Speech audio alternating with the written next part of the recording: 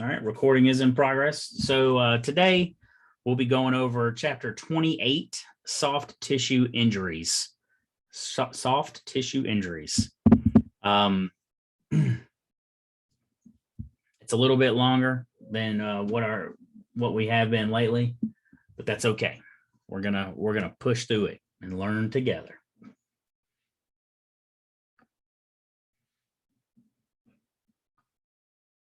All right.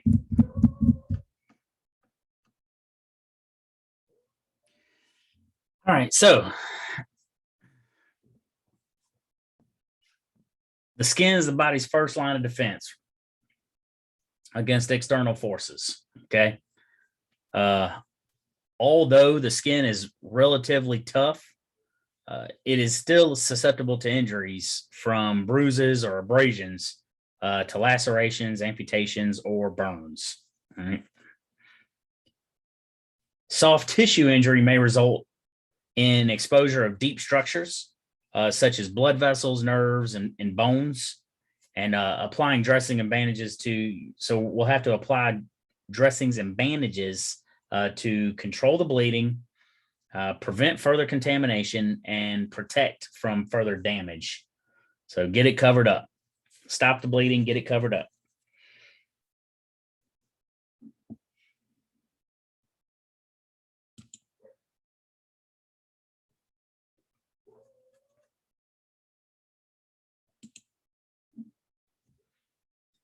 All right, so the soft tissues of the body can be injured through a ton of different types of mechanisms. Like a blunt injury occurs when the energy exchange between the patient and an object is more than tissues can tolerate. A penetrating injury occurs when an object breaks through the skin and enters the body. And then burns may also result in soft tissue injuries as well. Soft tissue trauma is a common form of injury. And then death resulting from soft tissue injury is often related to hemorrhage or infection. Uncontrolled hemorrhage can quickly result in shock or death, as we know. So you got to make sure that you control the hemorrhaging however you can.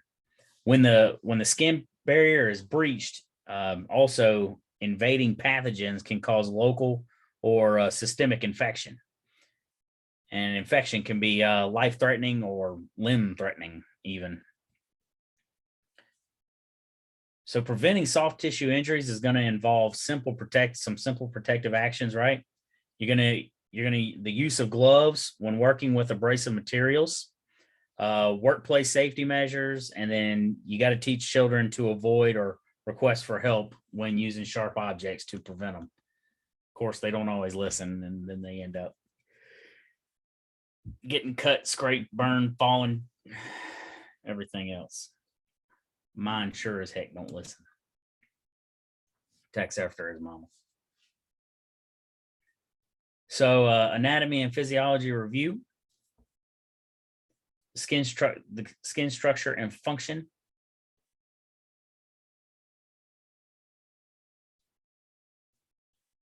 All right, you got two principal layers, going to be the epidermis and the dermis. The epidermis is the tough external layer that forms a watertight covering for the body, and it contains several layers in it. The dermis is the inner layer of the skin that lies below the germinal cells of the epidermis. It contains, so the dermis is going to contain hair follicles, sweat glands, and your sebaceous glands, like the oils, sebaceous oil glands and all that. Sebum.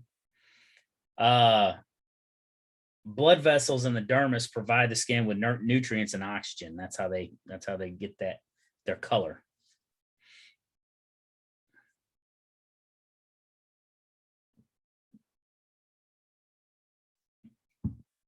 So the skin, it serves many functions. It's going to protect the body by keeping pathogens out and fluids in. Nerves in the skin report to the brain on the environment and on many other types of sensations. and then it regulates body temperature as well.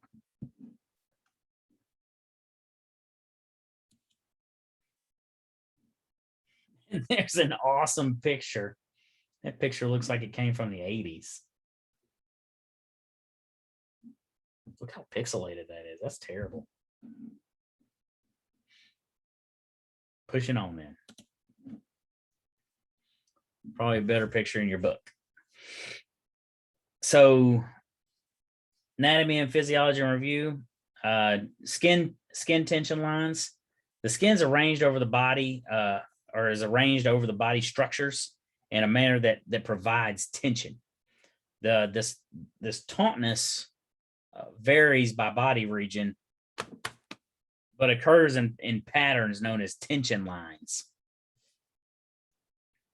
Static tension develops over areas that have limited movement, and lacerations occurring parallel to the skin tension lines may remain closed with little or no intervention. Dynamic tension is found in areas that lie over muscle, okay? So open injuries to dynamic tension lines interfere with healing because they disrupt the clotting process that's in the tissue repair cycle.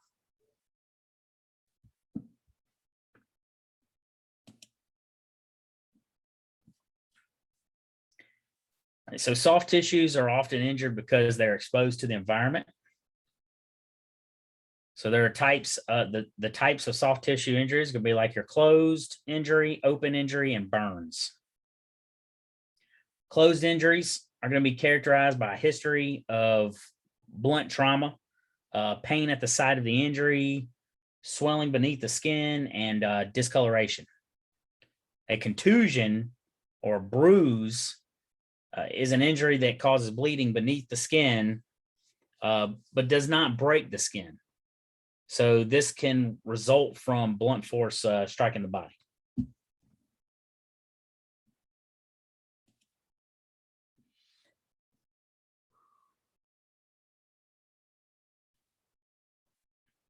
So the blue and black discoloration we call ecchymosis. Ecchymosis. And a hematoma is a pool of blood that's collected within the damaged tissue or in a body cavity. A crushing injury occurs when substantial force is applied to the body. The extent of the damage depends on the amount and the duration of the force application.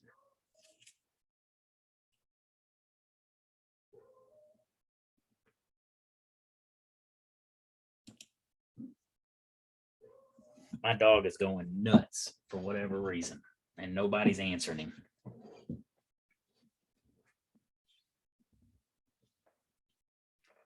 All right, so closed injuries. In crush syndrome, tissue necrosis develops and results in the release of harmful products into the bloodstream when the limb is freed with entrapment. We've talked about that, right? That traumatic rhabdomyolysis. So this is just another form of renal failure that can develop in the as the kidneys attempt to filter out the harmful products associated with the degradation of dead muscle tissue. All right, so we talked about that. Another form of compression can result from the swelling that occurs whenever tissues are injured. And at that point, you get what's called compartment syndrome. So that's going to be characterized by pain that's out of proportion to the injury.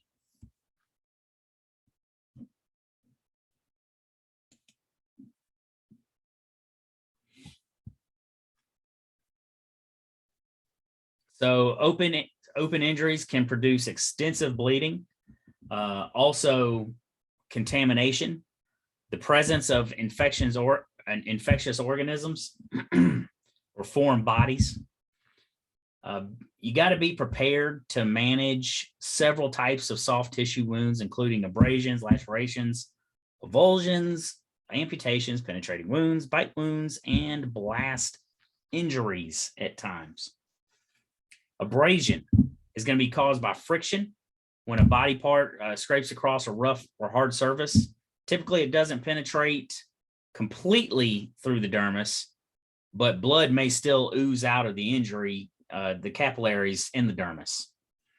Lacerations may indicate possible underlying injuries also.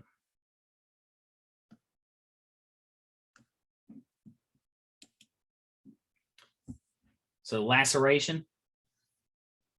Well, boy, there got jugged up. So it's going to be a smooth or jagged cut caused by a sharp object or a blunt force that tears the tissue.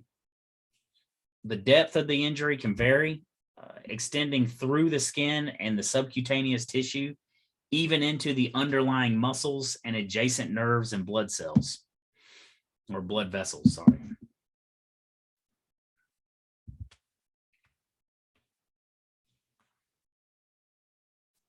It may appear linear or stellate, and it may occur along with other types of soft tissue injuries as well.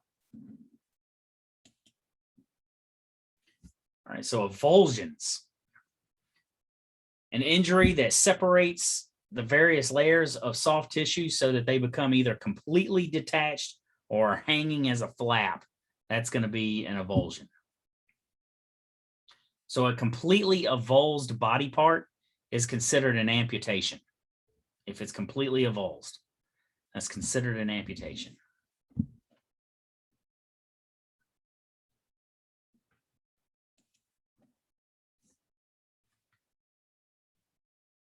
All right, animal bites.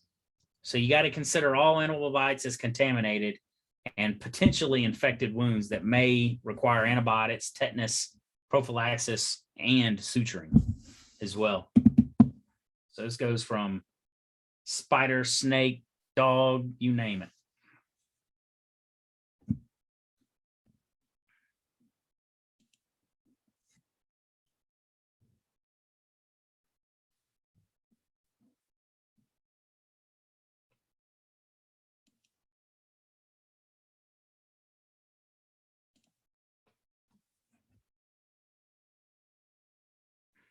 So we got to regard any human bite that has penetrated the skin as a serious type of injury because humans are nasty.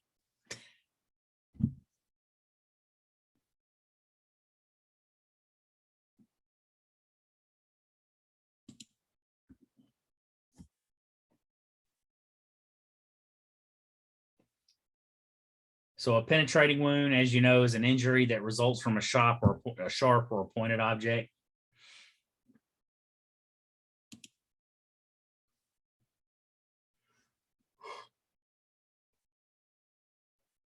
So an open wound in the abdominal cavity may expose internal organs, as you can see here.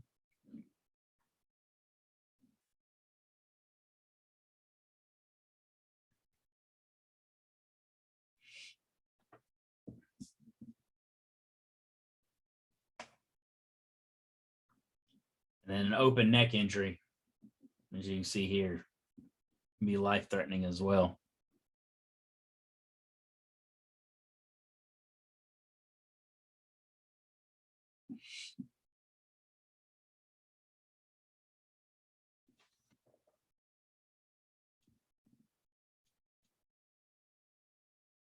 Trying to see what that said around the wound on the abdominal injury. It looks like a word there, like whatever penetrated here. I can't tell what it is though, what it was. Anyway, so open wounds caused by crushing injuries may involve damaged. It may involve damaged internal organs or even broken bones. Blast injuries may also often result in multiple penetrating injuries as well from the shrapnel.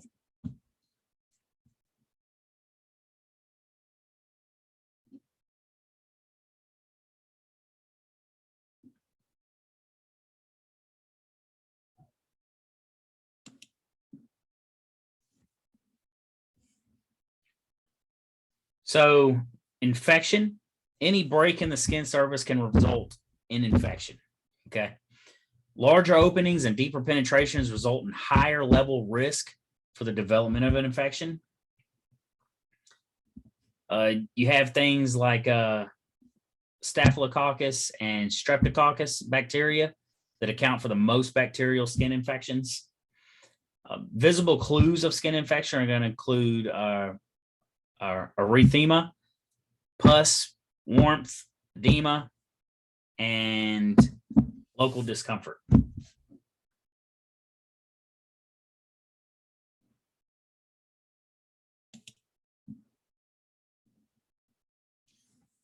So gangrene, gangrene is dead tissue. It's dead. So it can be caused when blood supply to the tissue is interrupted or stopped. Diseases such as diabetes and atherosclerotic peripheral vascular disease can be a cause of it. It can also be caused by traumatic injuries. Gangrene may have a bad odor to it. So you can smell it because it's necrotic. So some late signs of gangrene will be characterized by a discoloration of the limb to black or blue or red. If it's not treated, the skin will become necrotic and the infection may result in sepsis from that.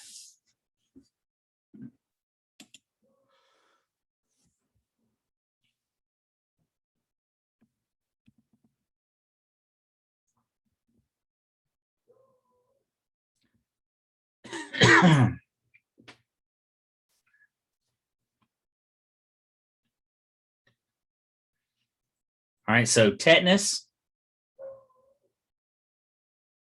caused by infection with an anaerobic bacterium. So it's going to be Clostridium tetani or tetany. So it's going to cause the body to produce a potent toxin, which results in a painful muscle contraction that are strong enough to fracture bones. That's crazy. So it's become a rare occurrence because of the availability of the vaccine. Muscle stiffness with tetanus may be noted first in the jaw or in the neck, with a progression down the remainder of the body.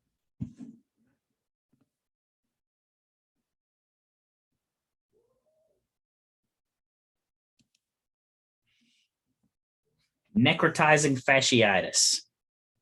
So fasciitis is the inflammation of the fascia of the skin, right? So the most serious form of this condition is going to be called necrotizing fasciitis. It involves the death of tissue from bacterial infection. So look for a history of vector transmission, like insect bites or jellyfish stings. Excuse me. Skin at the site may be reddened and warm. Additional symptoms can include fever, night sweats, chills, vomiting, and even diarrhea.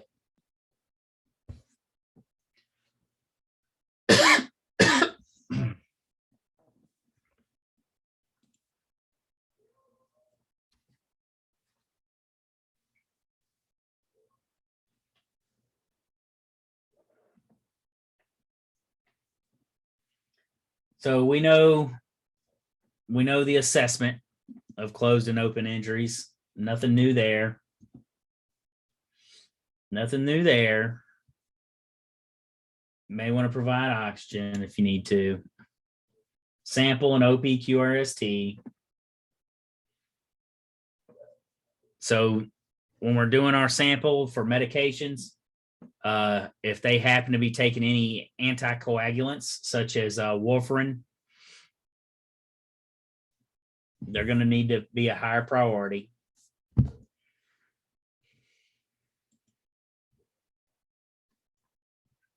Secondary assessment, we all know that. If there's been significant blood loss, and then, IVs, make sure you're giving IVs. giving fluids. So closed injuries, got to treat them with injury by applying the mnemonic RICEs, rest, ice, compression, elevation, and splint. Rest, ice, compression, elevation, and splint. So extremities that are painful, swollen, or deformed, they should be splinted. You got to be alert for signs of shock. If the patient does have signs of shock, you got to get the patient supine, give them IV, high flow O2, and then give them diesel. Provide prompt transport.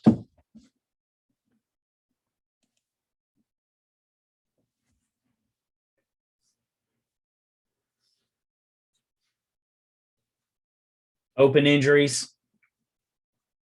tells you how to treat them. You may possibly need to use for severe bleeding, direct even pressure dressings, then tourniquet.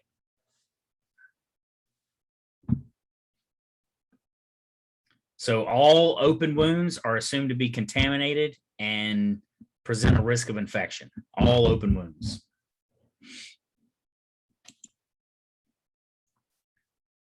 Chemical burns should be the contamination. It should be flushed to remove any remaining chemicals. After the wound has been irrigated, you're going to apply a dressing over the site, and then you want to neatly wrap over the dressing.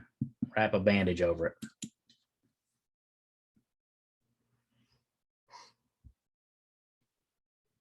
So dressing and bandaging, its main job is to control the bleeding, protect the wound from any further damage, and to prevent further contamination and infection.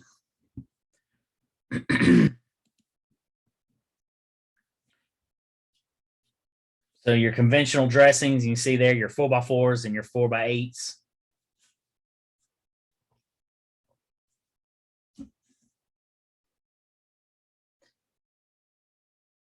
So occlusive type dressings are going to prevent air and liquids from entering or exiting the wound.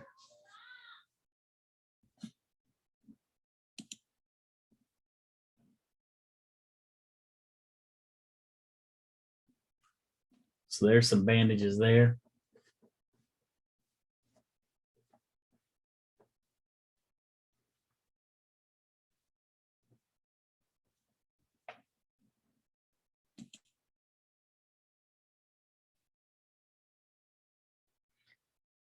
So some complications of improperly applied dressings. Improper application of a dressing in a bandaged material can result in some pretty substantial complications. Hemodynamic complications include the possibility for continued bleeding. And then, so frequent assessments will help you prevent any unchecked blood loss and any other type of hemodynamic complications. So any improperly applied bandage that impairs circulation can result in additional tissue damage or even the loss of a limb. So always make sure you check the limb distally to the bandage for signs of impaired circulation or loss of sensation also.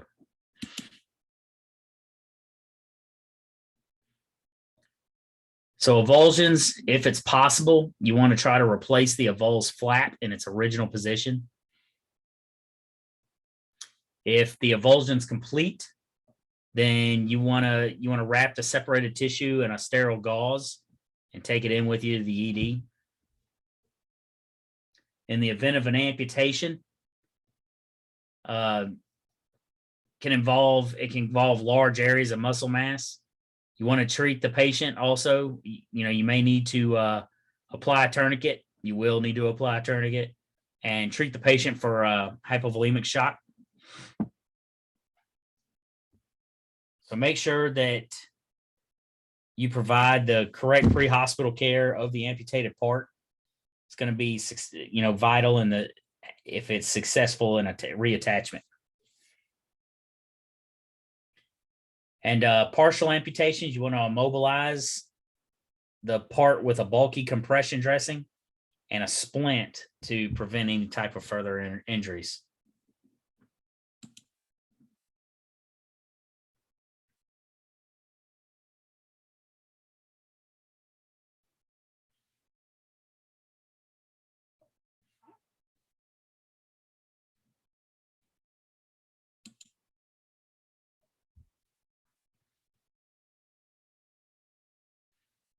So bite wounds. In the case of an animal bite, you want to place a dry, sterile dressing over the wound and promptly transport to the patient to the ED. Rabies infection can be prevented only by a series of special vaccine injections that must be initiated soon after the bite. Also, you shouldn't enter the scene with the animal until the animal has been secured.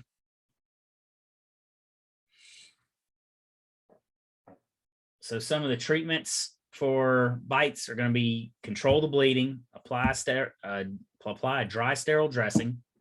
You want to immobilize the area with a splint or a bandage and provide transport to the ED. It's going to have to get cleaned out and some antibiotics to prevent infection.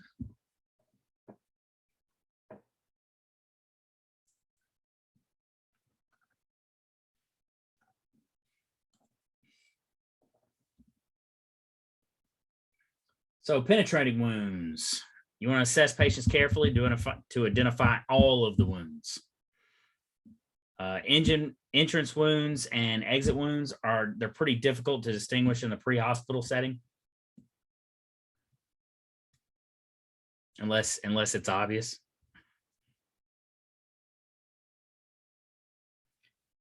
So it's better to count the number of wounds and leave the distinction between the entrance and the exit wounds to the hospital staff. Patient care is going to be your first priority. We're not reconstructing the scene.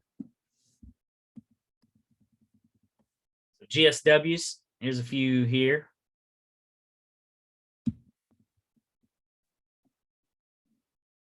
GSW, gunshot wound.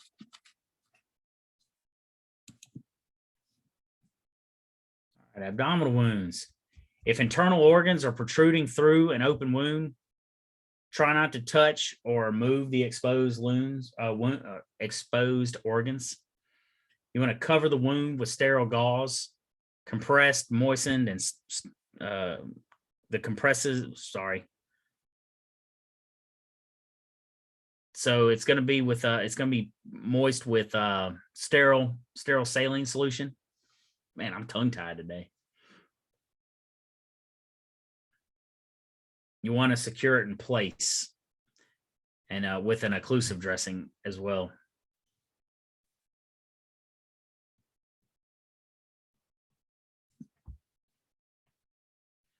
If the patient's legs or knees are uninjured, you may want to flex them up to relieve pressure on the abdomen.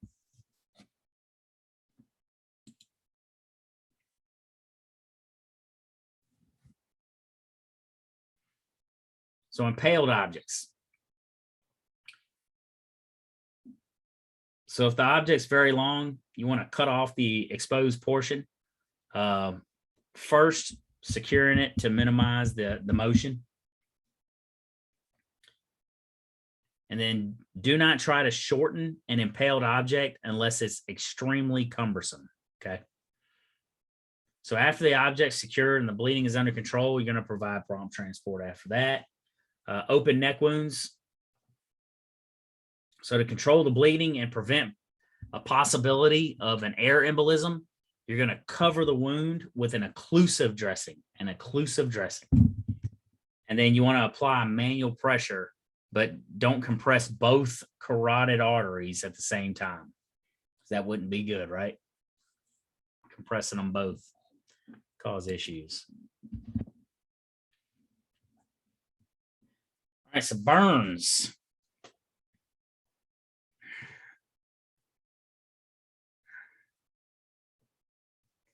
So a burn is going to occur when the body or a body part receives more thermal, electrical, or chemical energy, or it's exposed to more radiation than it can absorb without injury. Burns are sometimes not simply isolated soft tissue injuries, but they can also be systemic injuries as well.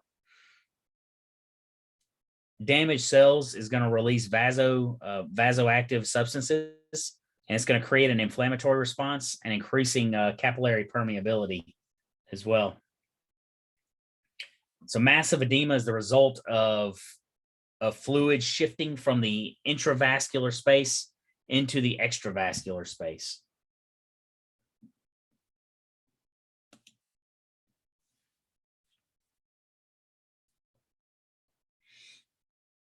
So tissue damage reduces the ability of the body to regulate its core temperature.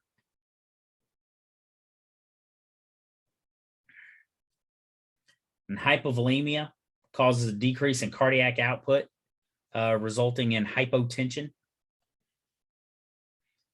As the burn destroys skin, a tough leathery substance known as eschar is produced.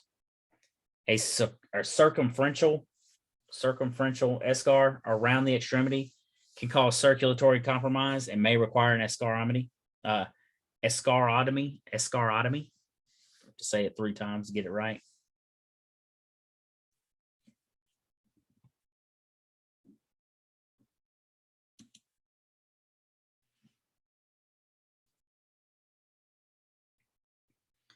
All right, so hypovolemic shock. So burns can affect the cardiovascular, respiratory, renal, GI, hematologic, and endocrine systems. Hypovolemic shock occurs because of 2 types of injuries: fluid loss across the damaged skin and a series of volume shifts within the rest of the body. So depending on the nature of the burn, coagulation disorders may cause the patient's blood either to clot more easily, which can result in an emboli, or to fail to clot, causing excessive bleeding. So hypovolemic shock is going to involve the entire body, not just that burned area.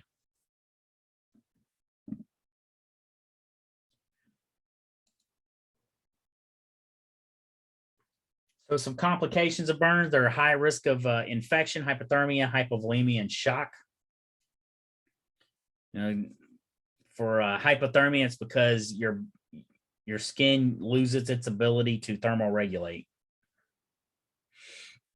Loose mucosa in the hypopharynx can swell and rapidly result in an airway obstruction. You'll be listening to things like some hoarseness when they speak, stridor, anything like that. You'll be listening for that. If you see any soot or anything around the mouth, nose, or you see any type of smoke inhalation injuries or any type of burn injury around the face, you can always guarantee that you're going to have breathing issues or airway issues. If not, then it's probably coming.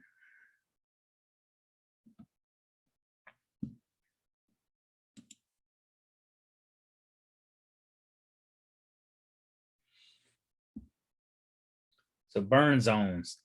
The skin nearest to the heat source is going to suffer the most profound cellular changes. Burn wounds have been described by 3 pathologic progressions, all right?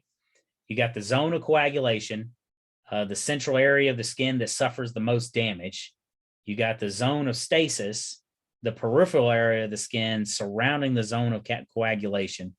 And then you got the zone of hyperemia. And it's the area least affected by the thermal injury.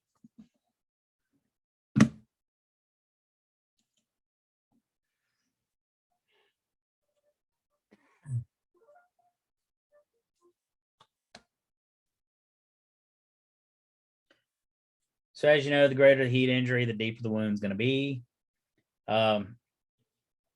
Superficial burns may acquire only the epidermis, whereas deeper burns extend into or through the dermis and subcutaneous tissue, muscle, and bone.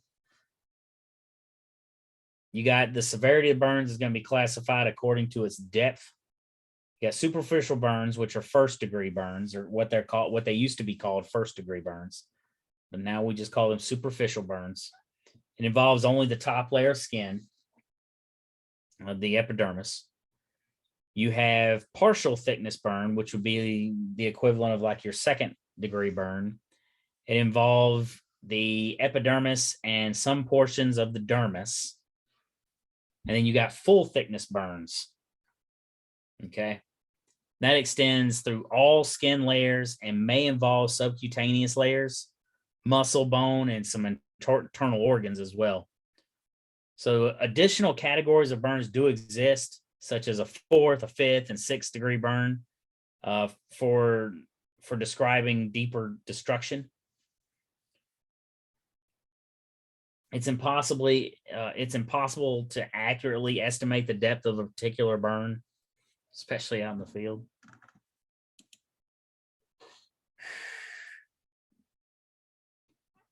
So with these bad burns, you do not want to spend a substantial amount of time categorizing burns in the field. Why? You can categorize the burn to properly determine the level of care that the patient is going to be required to have.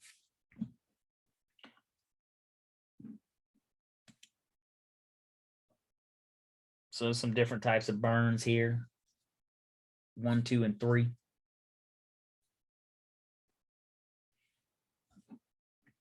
1, 2, 3.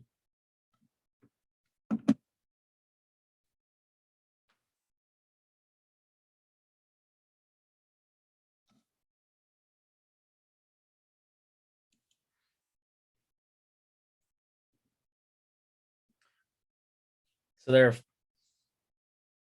yeah, she is. So there are 5 factors. We have Central.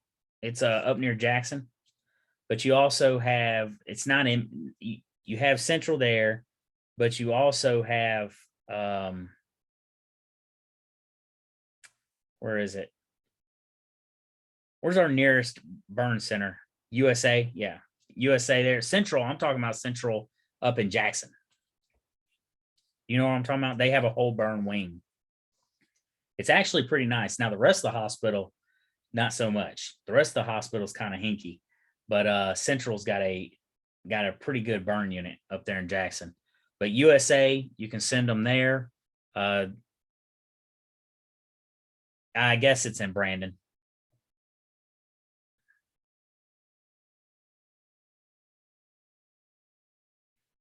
It may be in Brandon. I did a rotation there when I was flying with Airvac. I did a rotation through there. Yeah. Yeah, the rest of the hospital is pretty sketchy, except the burn unit. The burn unit's actually pretty good. And it's like walking into a different environment. When you walk from the burn unit into the rest of the hospital, it's almost like you've walked into a third world country as comparatively to hospitals. But when you go the other way, it's definitely a big step up. They just attached a brand new state of the art facility to this crap building.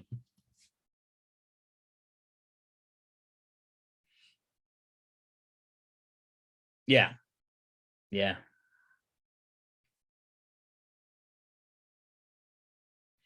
Yeah, we did a rotation through there. I did a rotation in the ER there. And then while I was there, I did a rotation in the burn center.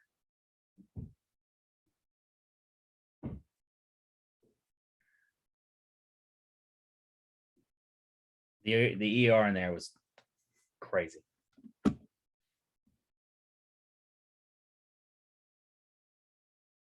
Yeah.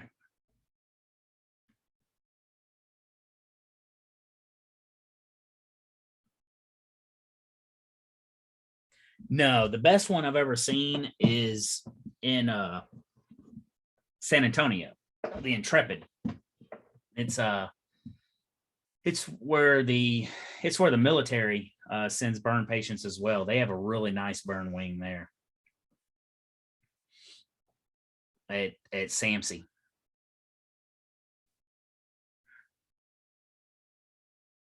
Used to be called BAMC, BAMC. Now it's called SAMMC.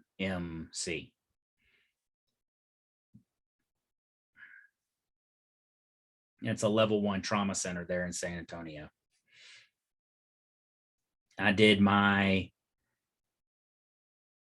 full rotations there at San Antonio at SAMC, and it was really nice. Their ER is really nice as well. It's like a spaceship when you walk into it.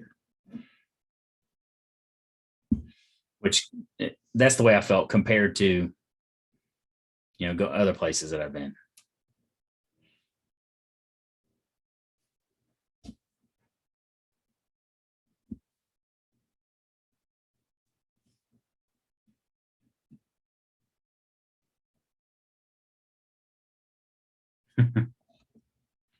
Good old Memphis.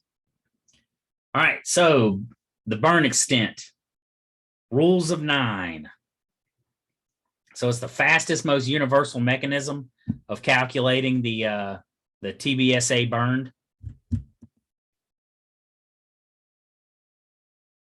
What does TBSA mean?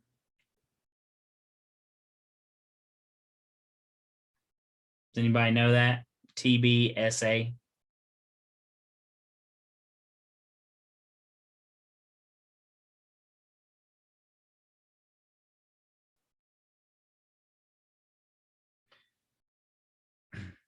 So TBSA is going to mean what?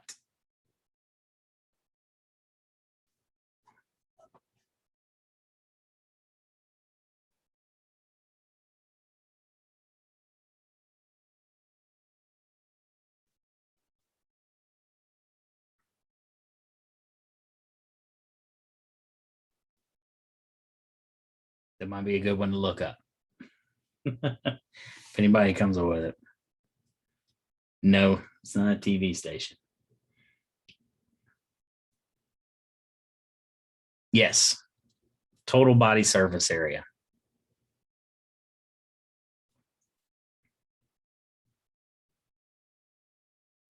Or total burn surface area. I've heard it total burn surface area, and I've heard total body surface area. We always use it as body surface area.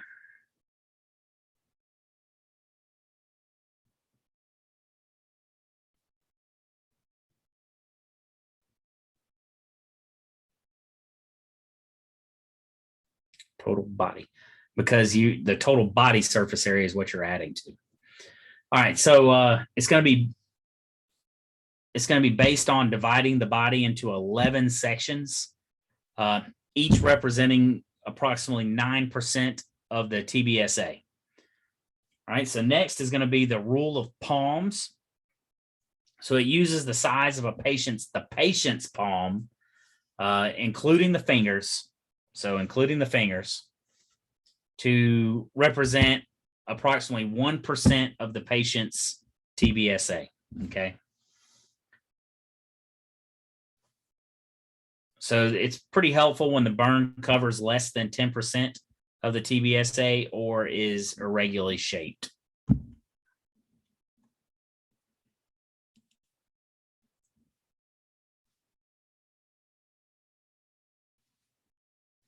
So the rule of 9 is going to be a quick way to estimate the amount of surface area that's been burned. Like we're talking about, divides it into 11 sections.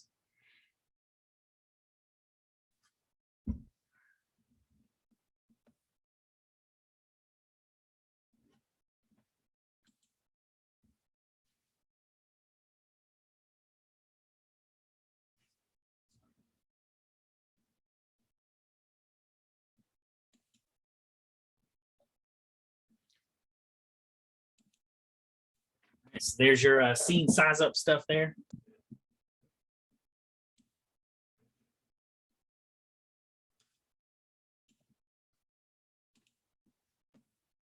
You know it.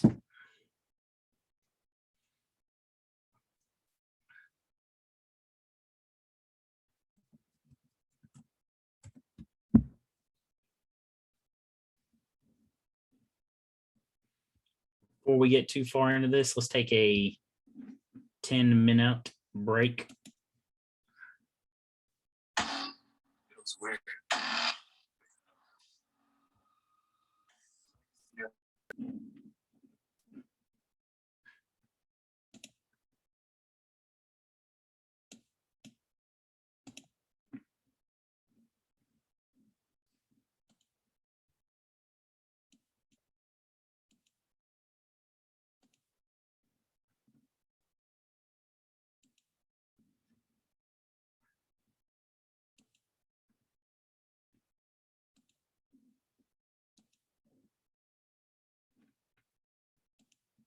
All right, so let's take a 10-minute break, and then we'll be back.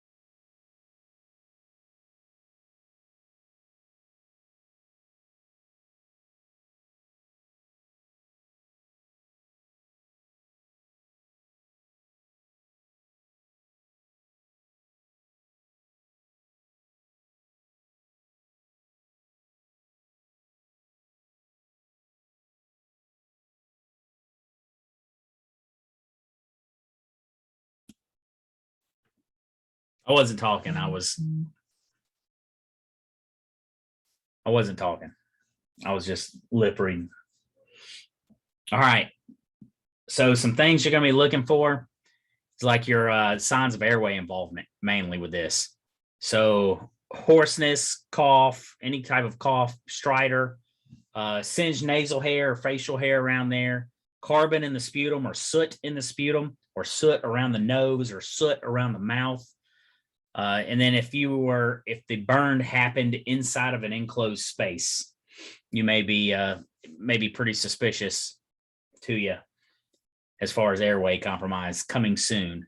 So you can guarantee that if you see any of those signs or hear any of those signs, you are going to have an airway issue shortly.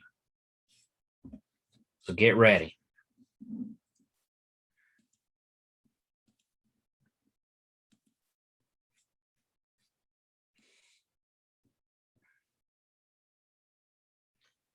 So some things you may want to ask.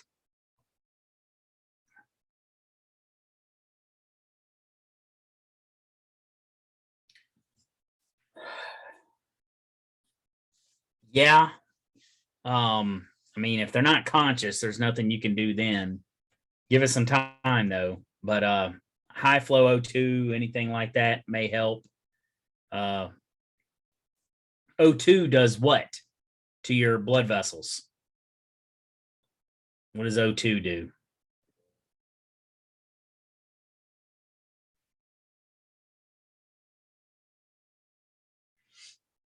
O2 is a vasoconstrictor. So you may want to use that. It may help you for a short amount of time. But I mean, even if you were to get an oral adjunct on them and BVM, it still can get very hard. They need an ET tube. Yep, it can help reduce swelling. So they need an ET tube. They need a definitive airway is what they need. Really what they need is to be put down by a helicopter or, what have you, by an ER or a helicopter crew, give them some sucks and get them intubated. That's what they really need. Some RSI and RSI treatment.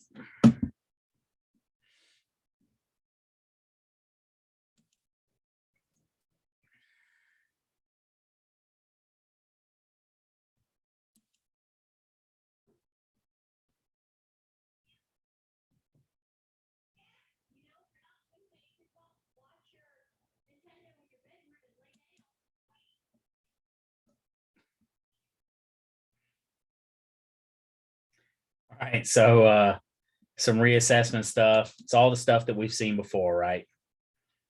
So your big goals are going to be to stop the burning process, assess and treat breathing, support your circulation, and provide rapid transport. That's going to be your big goals.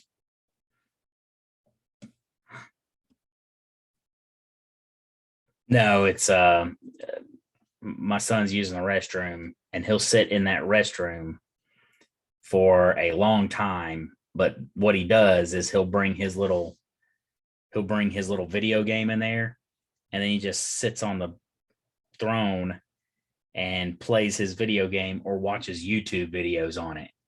And so his mama was telling him, you can watch YouTube videos in your room. You don't have to sit on the pot to do that. So that's the entertainment in my home. Yeah. I don't understand it, how the videos that they watch and everything. He will watch a video of somebody playing a video game that he is currently playing. So he'll set the YouTube video up and then play the video game. Well, I don't know. I mean, I guess if I was his age, I'd have probably done it. Actually, when I was his age, I didn't have video games. I wasn't allowed to. All right. So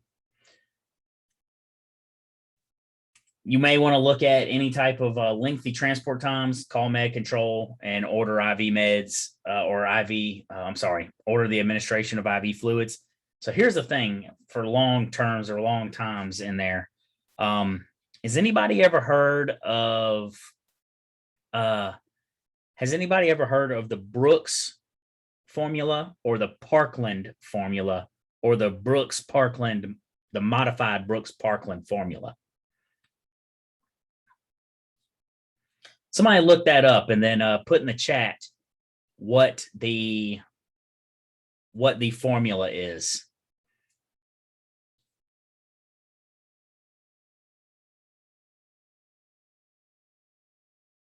For everybody else to see.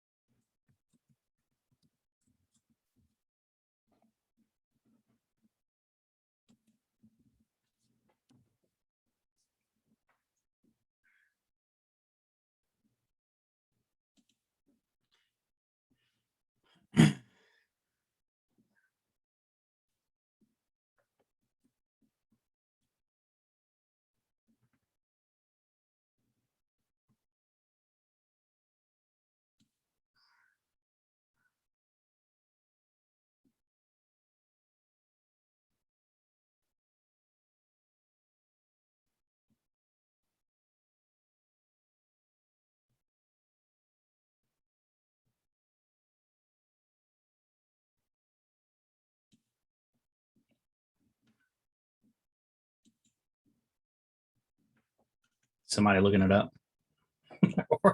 or did y'all just give up on it? Like, nah, we're not gonna do that.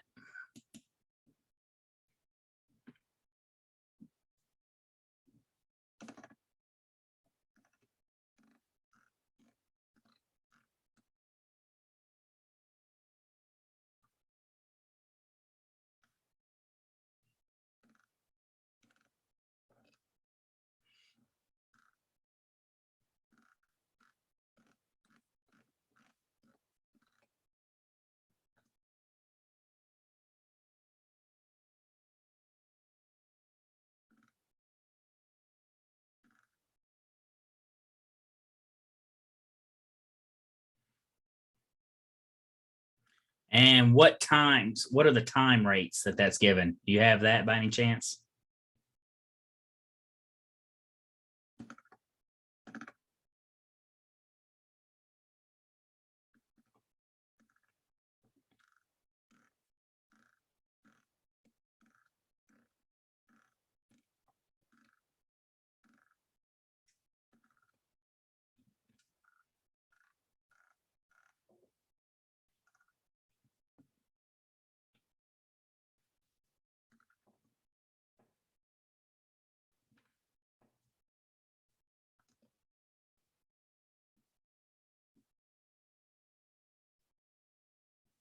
Yeah.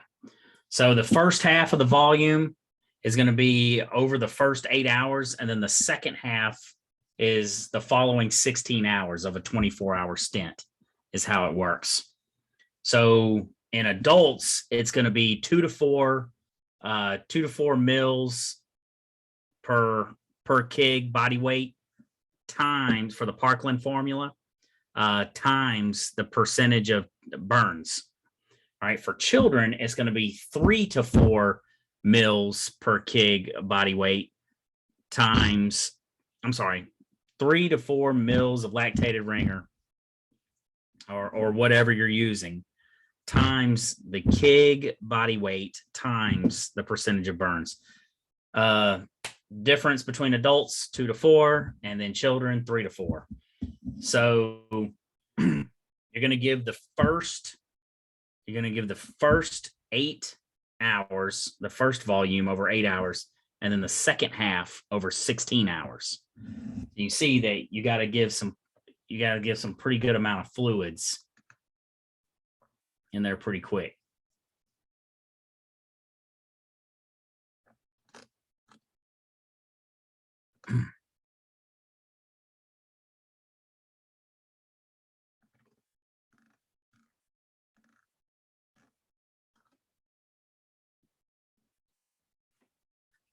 And then also, if you have a long transport for those type of patients, you want to make sure to keep up with their input of fluids, output of urine, I's and O's.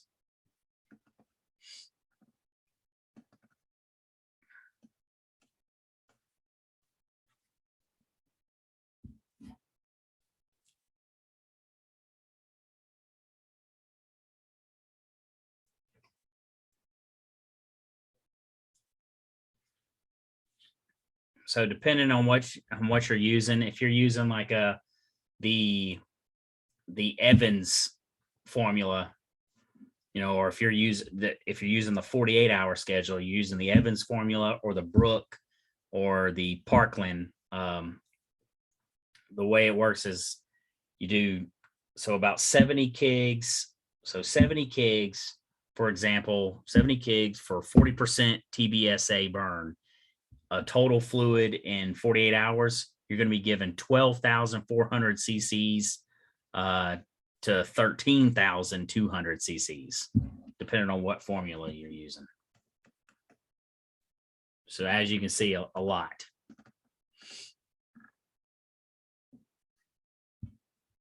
A lot.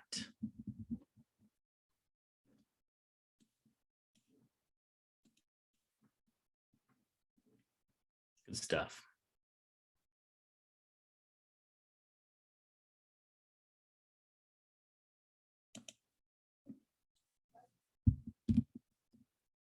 All right, so thermal burns, they're caused by heat, thus the term thermal. So a flame burn is often going to be a deep burn, especially if a person's clothing catches on fire. So wrapping the patient in a blanket or other material can also smother the flame that you're looking for. You also have hot liquid burns that produce scald injuries. Coming in contact with hot objects produces what's called a contact burn. A steam burn can produce a topical type of scald burn. I've been steam burned tons of times. It's no fun. I used to get in the training building, used to get steam burned quite a bit. I would come home and my ears would be bubbled up and my shoulders would have bubbles on them. My wife would be like, "Y'all been in the burn house again?" Or she would say, "Training recruits again?" Yep, training recruits or volunteers, depending on where we were at. A relatively rare source of thermal burns is a flash burn that can be caused by an explosion.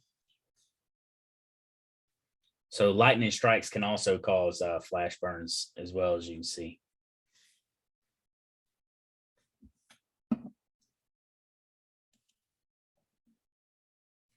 So we've talked about inhalation burns.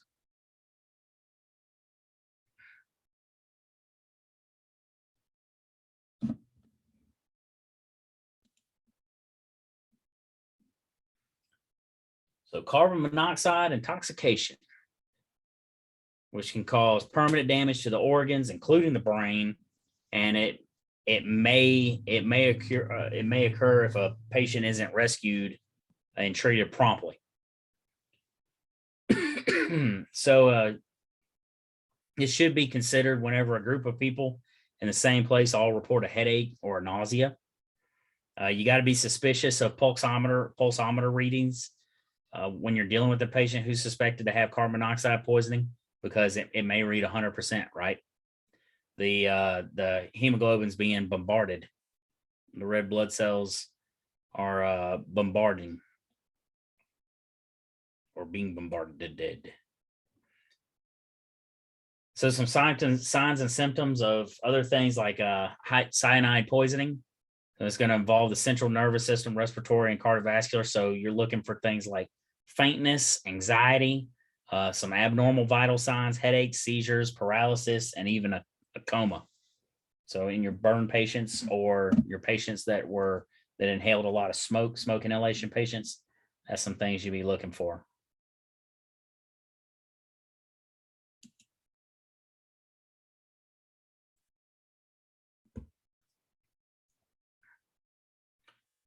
So chemical burns. So wear your PPE when you're caring for a patient with a chemical burn.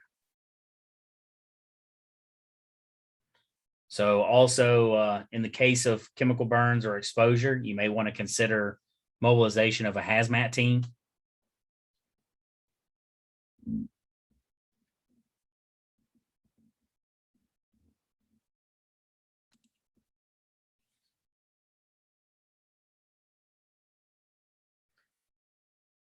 So there's some the severity of a chemical burn, what it's related to.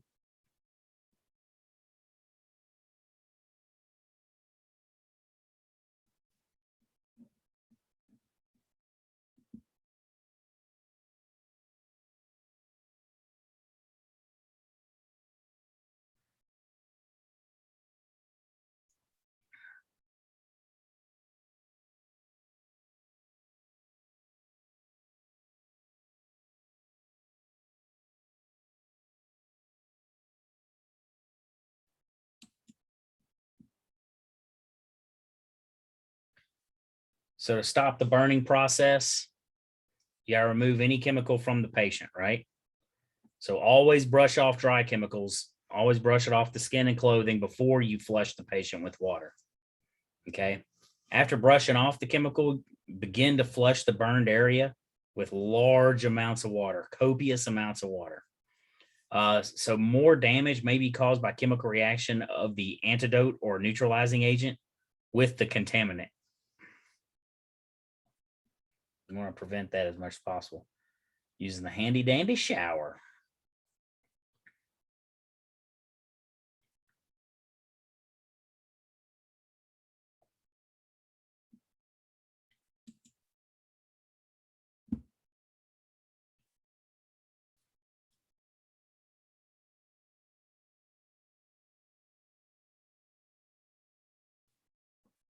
So does or pre-connect. Yep. Or pre-connect. That's right. So to yeah.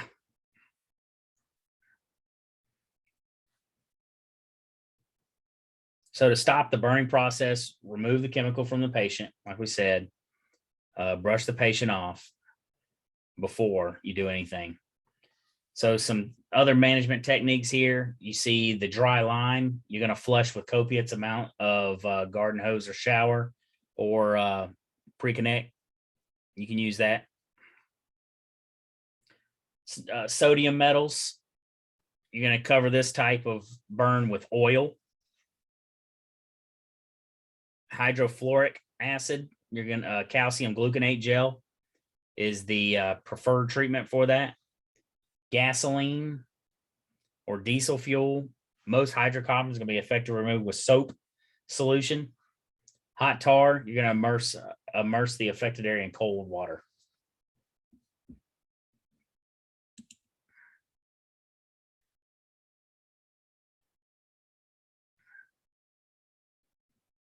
What method are they using there, Ty? In that picture, what are they using to flush it?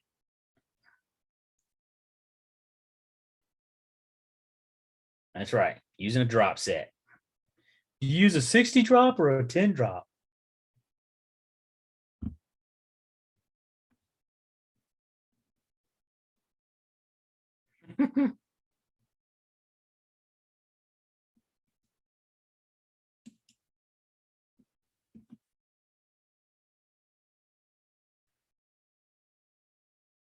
So electrical burns.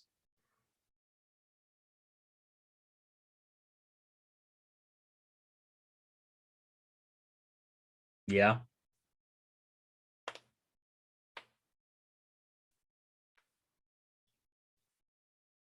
So when your body completes the circuit, that's what's going to create the electrical burn. So you're connecting from the power source to the ground source.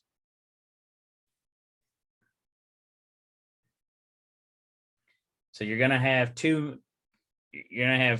burn injuries, not just the internals, but you're going to have an entrance wound and an exit wound.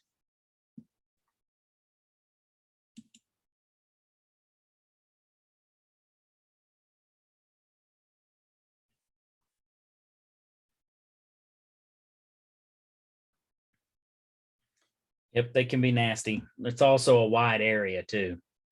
It can be. The exit wound can be really wide.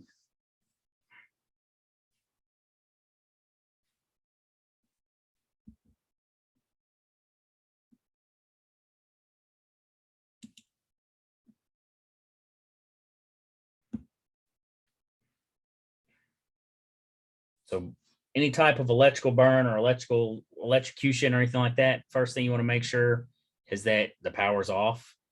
That may be good before you get in there.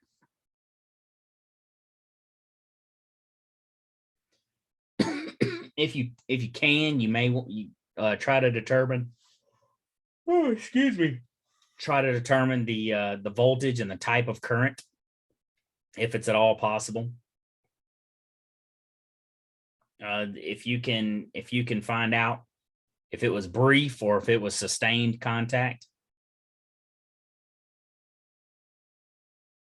Yeah, I'm sure that wouldn't be good.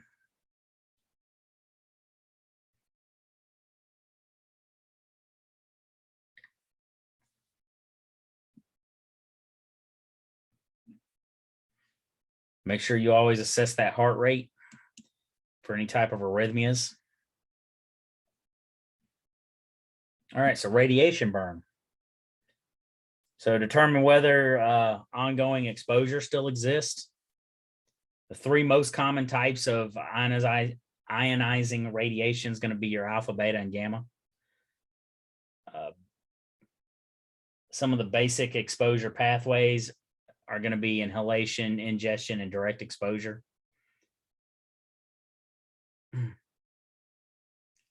Then acute exposure to radiation may result in burns and radiation sickness or radiation poisoning, depending on what's going on. The best protection for radiation burns, or the best protection for you, is going to be do bone photographers get radiation burns? I don't know. Let me see. Let me see if it's. I know that over long term, you can end up with radiation injuries over long term if you're not protecting yourself or what have you. A lot of times it happens in their hands. You know why? It's because sometimes they'll hold the patient or they'll hold something, and then, all this is covered, but this won't be covered, and it'll hit. So some of your older people, let me see.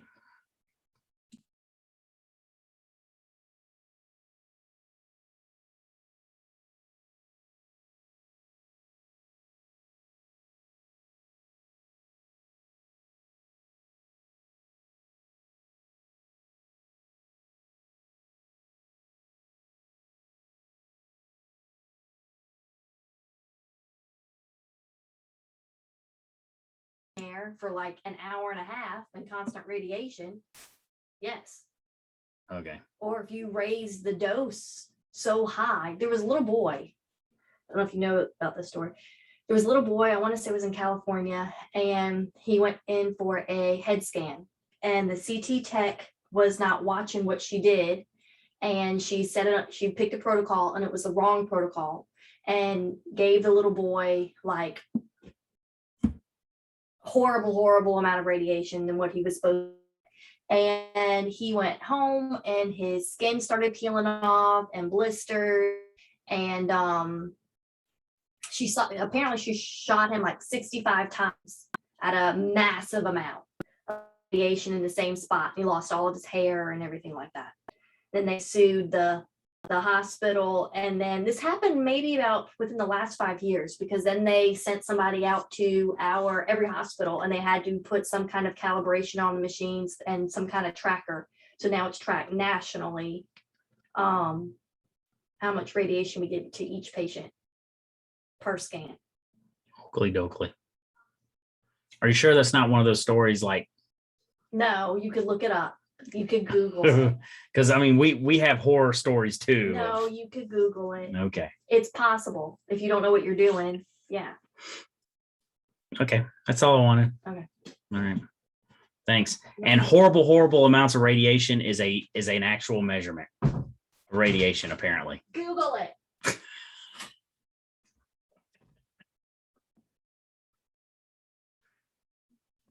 All right. There it is. Horrible amounts of radiation. That's when the rads exceed a certain amount, then it's officially called that.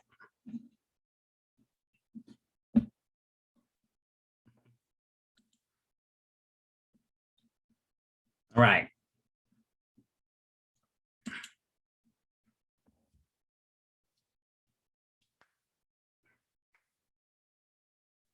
So for that, hazmat teams, time distance shielding for radiation, depending on how it was given. And then establish IV access, give fluids based on the patient's presentation. All right.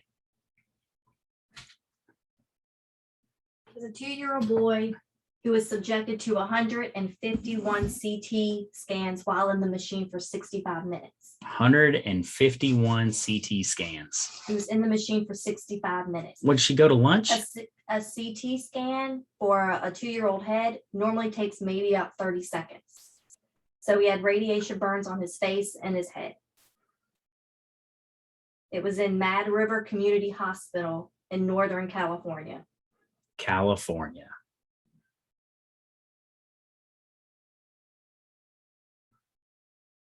And he also has a possible increased risk for cancer.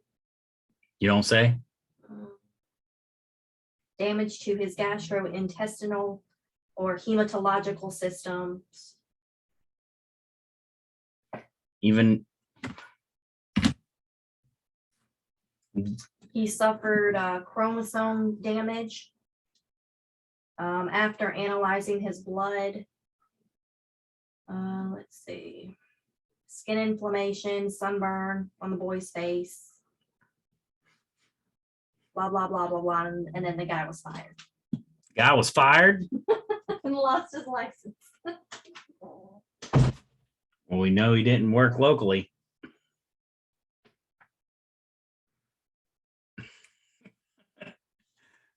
All right.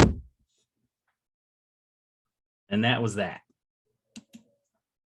All right, so into the slideshow. So does anybody have any questions about anything we went over tonight? Simple and easy. Tissue injuries, simple and easy, okay?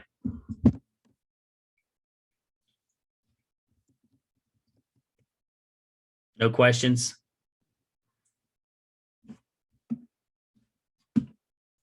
Let's stop the share.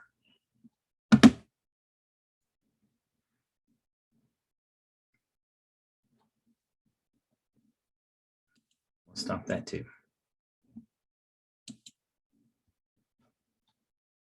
Right. All right. So if there are no questions, then what I will do, does anybody have any questions about anything with the class?